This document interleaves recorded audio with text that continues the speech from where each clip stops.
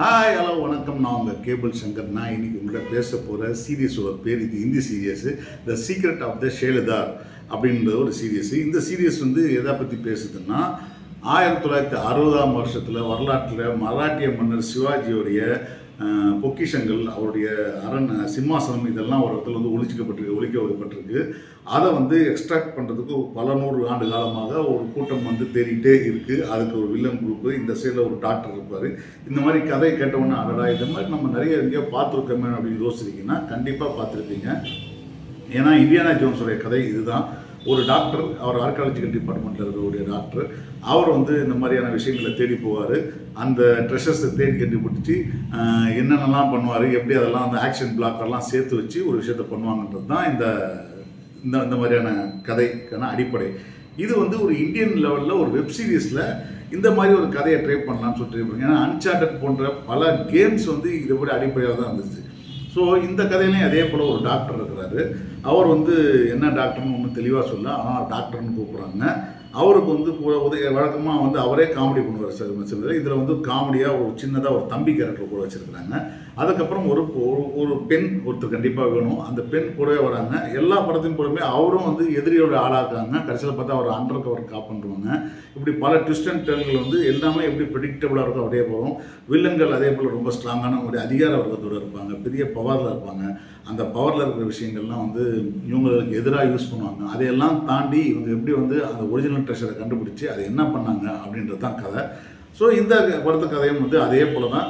நீங்கள் என்னென்னலாம் இந்த மாதிரி படங்களை நீங்கள் பார்த்தீங்களோ, இதுக்கு முன்னாடி எத்தனை கதைகள் படிச்சிருக்கணும், இந்த ட்ரெஷர் அண்ட் கதைகள் படிச்சிருக்கணும், அதில் எப்படிலாம் வந்து ரெடில்ஸ் மாதிரியான ட்விஸ்ட் இருக்கும், எப்படியெல்லாம் கண்டுபிடிக்கிறதுக்கான டஃப்பான ஒரு பாடல்லேருந்து இருக்கிறதோ இல்லை ஒரு கிரந்தத்துலேருந்து இருக்கிறதோ இந்த மாதிரி விஷயங்கள்லாம் வச்சுருப்பாங்களோ, இப்படி எல்லா விஷயமும் டெம்ப்ளேட்டாக இதில் அதே இடத்துல வந்து கரெக்டாக வந்துகிட்டே இருக்குது. இதில் எந்த ஒரு ட்விஸ்ட் அண்ட் டர்னும் வந்து இவங்க இந்த மாதிரி பண்ணிட்டாங்களே அப்படின்ற மாதிரியான ஒரு ஆச்சரியமோ இல்லை வந்து ஒரு அதிசயமோ கொடுக்காது.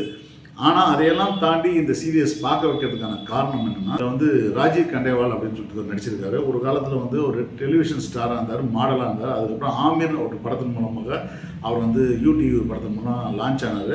அந்த படத்தை கூட தமிழில் வந்து விதார்த்தை வச்சு ஆளுன்னு சொல்லி ரீமேக் பண்ணாங்க. அந்த மாதிரி ஒரு படத்தில் நடித்து ஒரு சில படங்கள் நடிக்க ஆரம்பித்து அப்புறம் திருப்பி படங்கள்லையும் ஒரு பெருசாக ஒர்க் அவுட் ஆகாமல் இப்போ இந்த சீரீஸில் வந்து ஒரு ஹீரோ நடிச்சிருக்காரு. அவருடைய பர்ஃபார்மன்ஸ் ரொம்ப நல்லாவே இருக்குது. ஆஷிஷ் வித்யார்த்தி போன்ற ஒரு திறம்பட்ட நடிகர்களும் அந்த படத்தில் வந்து கிளைமேக்ஸ் வரைக்கும் வந்து வராங்க. இதுக்கு நல்ல வில்லன் கேரக்டர் வந்து ஒரு சவுத் இந்தியன் கேரக்டர், அந்த ஹிந்தி பேசியிருக்க கவர்னராக வராரு. நிறைய லாஜிக் கோட்டைகள்லாம் தாண்டி இந்த கதையை நீங்கள் பார்க்குறதுக்கு ஒரு 6-7 எபிசோடு வந்து சுவாரஸ்யமாக போகுதுன்னு சொல்லலாம்.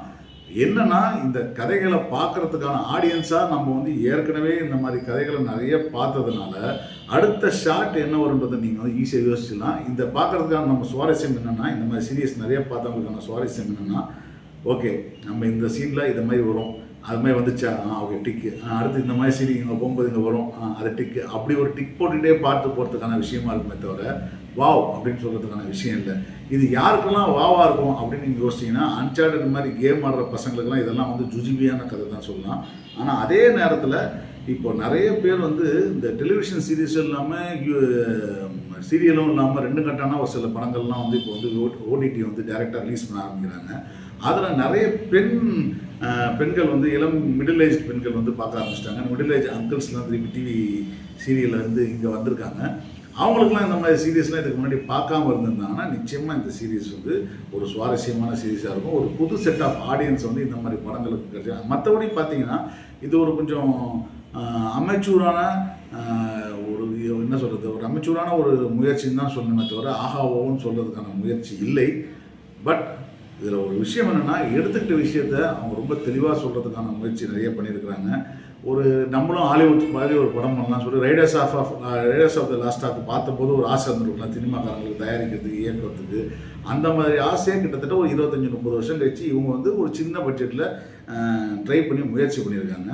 பட் இதை விட நல்ல படங்களே தமிழில் வந்துருக்குது, தெலுங்கில் வந்துருக்குது, ஹிந்தியில் வந்துருக்குது, இந்த மாதிரி படங்கள்லாம் வந்துருக்குது, ரெஷரண்ட் படங்களே. அது மாதிரி இல்லாமல் இந்த படம் வந்து விஎஃப்எக்ஸ்லையும் கொஞ்சம் சுமாராக கான்சன்ட்ரேட் பண்ணியிருந்தால் நல்லா இருந்திருக்கும். ஆன் த ஹோல் இது வந்து நீங்கள் வந்து எல்லா சீரியலும் பார்த்தாங்கன்னு கட்டாயப்படுத்தவங்க பார்க்கலாம். இல்லை இதெல்லாம் வேண்டாம், இது ஏற்கனவே பார்த்ததுன்னு தெரிஞ்சால் காலமாக ஸ்கிப் பண்ணிவிட்டு வேறு சீரீஸ் பார்க்கலாம். இது வந்து ஹாட்ஸ்டார் ரிலீஸ் ஆயிருக்கு. பார்த்துட்டு உங்கள் கருத்தை சொல்லுங்கள். நன்றி, வணக்கம்.